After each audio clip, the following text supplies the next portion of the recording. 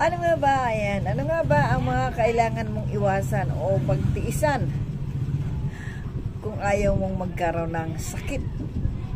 Panoorin nyo guys ang aking video para malaman nyo kung ano ang ibig sabihin ko.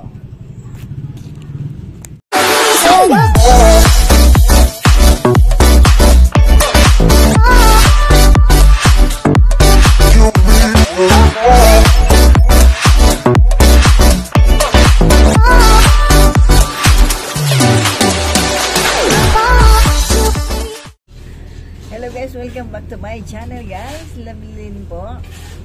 Mag-share lang po ako guys ng aking medyo nalalaman ko about sa mga may edad na, yung mga nag-iedad na ng 50 pataas yan. Katulad ko po, ayan. I-share ko lang sa inyo yung aking kondisyon. Ayan, lagi na lang may ganyan ako na ano. Ayan, bilang isang ano po, bilang isang mild stroke, ayan, yes, ako po ay mild stroke, ayan, nakikita nyo naman sa ano po, may mga time na lagi na lang ako nabubulol, pero ayun pa naman, siyempre palaban, fighter talaga si Lovely Lid guys, ayan, ako po ay 56 years old na, at akala ng iba ako medyo bata, yung iba naman sabi niya, tama lang yung edad ko, ayan. So, ayan, salamat sa mga nagsasabi na ako look, tingnan. Siguro, lalo na siguro kung ako hindi masyadong stressful yung aking stressful po kasi yung aking naranasan dito sa aking tindahan. At ay ako yung magpapahinga na.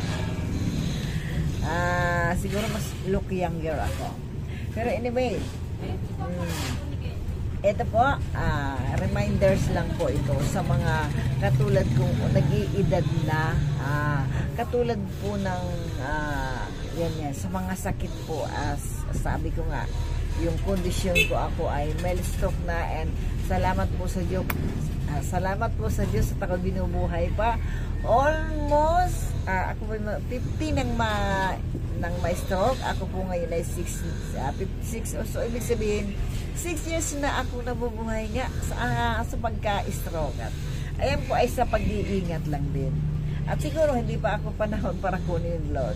At siyempre, ayan, mga tips po na ibibigay ko sa inyo, kumbaga based on my experience, ay sa edad nga po, lalo ba na ganito, lalo pa yung naka-experience ng ganito, mild stroke man po hindi, para hindi na kayo makakaranas ng katulad ko na pagiging mild stroke ay alalay na sa pagkain, ayan, alalay na sa mga ginagawang mga kailangan ay mag-ingat na sa mga ganung bagay, at yun po yung sa pagkain. Siyempre, ito nga po, katulad ko, isi-share ko sa inyo. Na-isi-share ko na din sa iba kong video, at sa mga pag nagla-live ako, na-isi-share ko na yung based on my experience, yung kwento ng buhay ko. Open na lang para akong open karinderya. Ayan, kumbaga at least kahit paano may kukuha po ko yung aral. Bilang nga po isang mild stroke na, ayun, ako po ay nag-iingat na sa mga pagkain. And since ang number 1 ko pong kinaanuhan ay ang pagkain ng matataba, mga cholesterol, at yan nga po, yan yung sa liempo at saka sa chicken po, na yung sabaw ng chicken, yung mantika ng chicken sa isang fast food. Alam niyo na kung saan yun, kay Mang Ay. ayan, hindi ko naman sinasabing huwag kayong kumain sa fast food na yun, pero Mang Inasal po yan. Yun po yung yung mantika na dilaw, nakikita nyo na nakalagay sa table. Huwag pong sobrahan, kasi doon ako natira yung paglagay ko sa kanin. Siguro mas okay yun kung kayo ay mga medyo bata-bata pa at wala kayong mga story ng mga stroke na mga sa puso. Pero wala man kayo o meron kayong history ng stroke sa inyong family, yung mga heredity na, di ba? Hereditary na po kasi yung mga sakit na mga ganyan. Gaya niyang ng pagkaroon po ng diabetes. Siyempre, yung mga itong ang kondisyon ko, siyempre, once na meron ka po ng sakit na yan, ay ikaw ay complicated na ang iyong nagkakaroon ka ng sakit sa puso. Siyempre, yung sa dugo po kasi yan. Yung mga sa urinary, yung mga sa ihi po yan, mga ganyan. At yun nga, palibasa nga ako, marami ng hindi naman ako masyadong complicated yung aking as in, good pa naman ako guys yan. Thank you Lord. At siyempre nabubuhay pa ako ng almost 6 years na. Akala ko 2000 ako na na stroke. Nalimot ko na, pero ako alam ko 50 po ako nang ma-stroke. So 6 years na akong nabubuhay nga.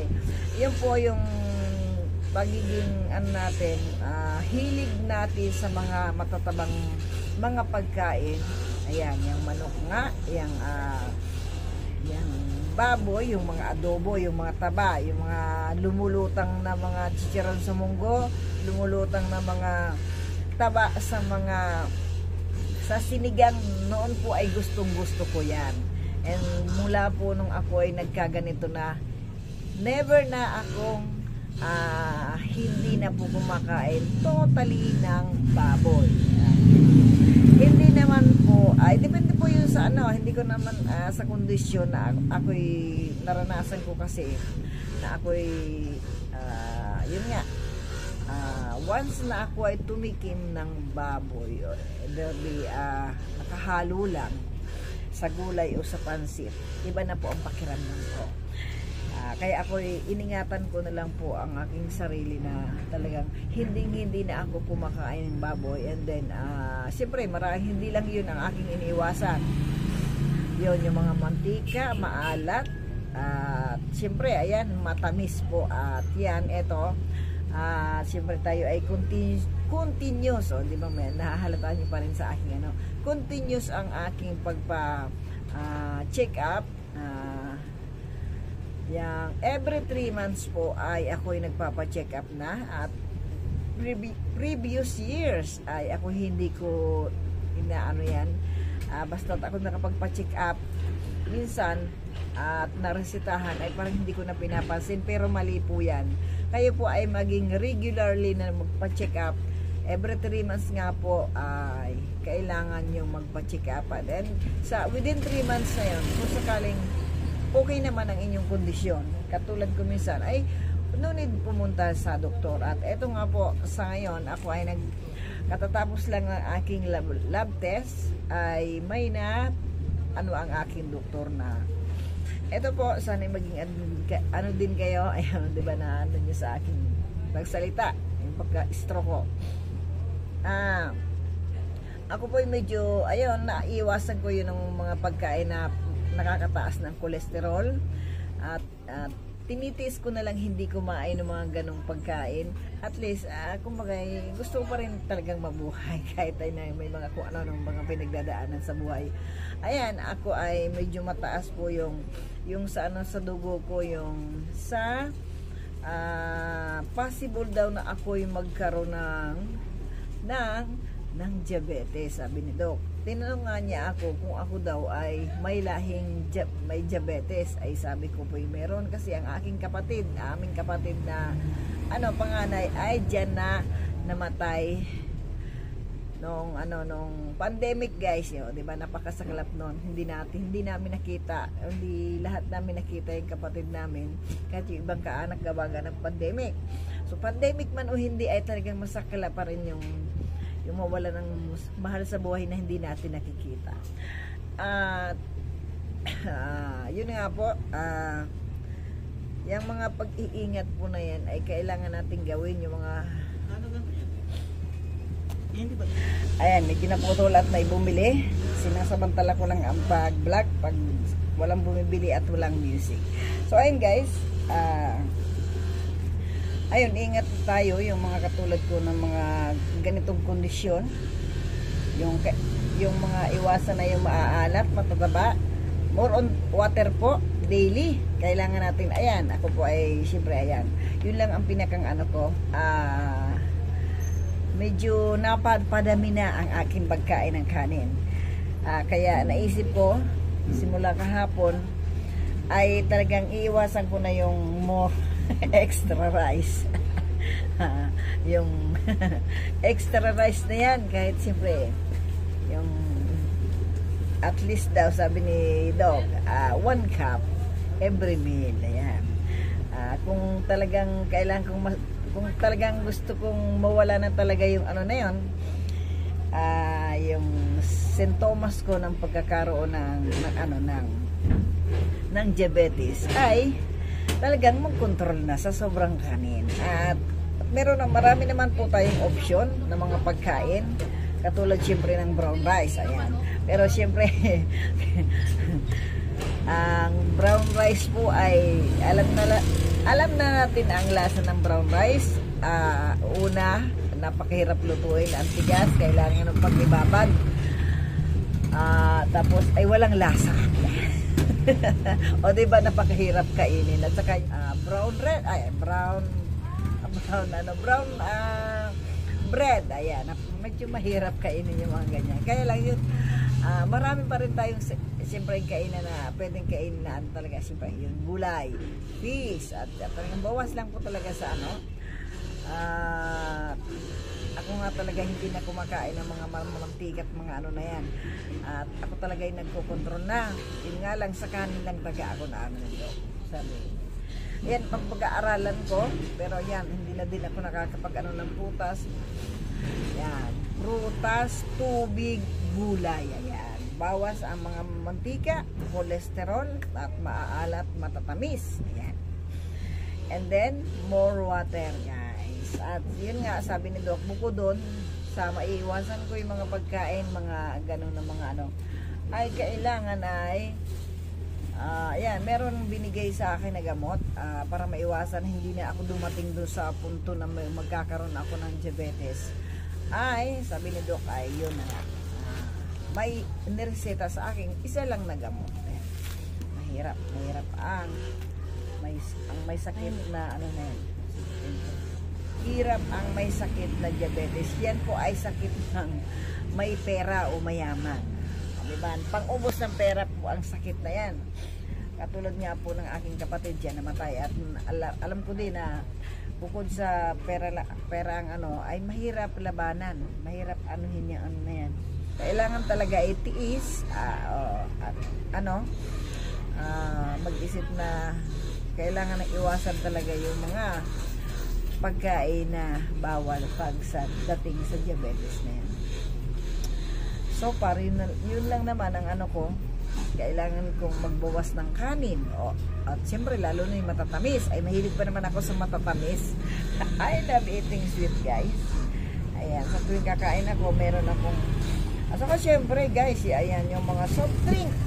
Ayan, soft drink din siyempre. At ano yan, hindi lang yon, sabi niya ni Doc, okay naman ang aking urine. Kasi nakakatikim man ako ng soft drink, pero paminsan-minsan na lang. At talaga lang kung kailangan sa ating mga kondisyon na ito ay control. Kasi ako nga po ay dati talaga wala akong yung soft drink, tinitiis ko yan. Sabi ng mga tauhan ko, nagugulat sila nung ako'y may tauhan pa, kasi ngayon nga po ako'y wala ng tauhan, din ako kumukuha kasi maliit na nga ang tindahan ko. Nagtataka sila, magsusoft drink ka ate. Minsan-minsan lang At nitong nauunti-unti kong hinahanap-hanap ko po ang soft drink sa tuwing ako'y kakain. Ay may isang linggo akong halos ay bumibili ako, nagpaktaw lang ako ng isang araw naging araw-araw. Sabi ko, teka, kukontrolin ko ito. So ayan, talagang kailangan pre-control lang talaga. Kaya siguro mayroong nakita yung aking doktor na yun nga, sa lab test ko sa dugo. Ay kailangan talaga i-control yung pagtiis mo ng pagkain na yun, na hindi iwasan mong kumain o uminom ng mga bawal sa sakit natin na yan. Diba? Kailangan ng sobrang yung iba yung pag-iingat po at pagtitiis talaga ang kailangan para maiwasan natin yan. Siyempre, pera yan ng doktor. Grabe. Ayan, yun nga sabi. Ang pag may sakit ka, ay pera ng doktor yan. Diba? Kaya, ayan. Ingat-ingat lang po. Sana nakatulong ang mga na-share ko sa inyo. Ayan po, based on my condition, on my experience po. More water.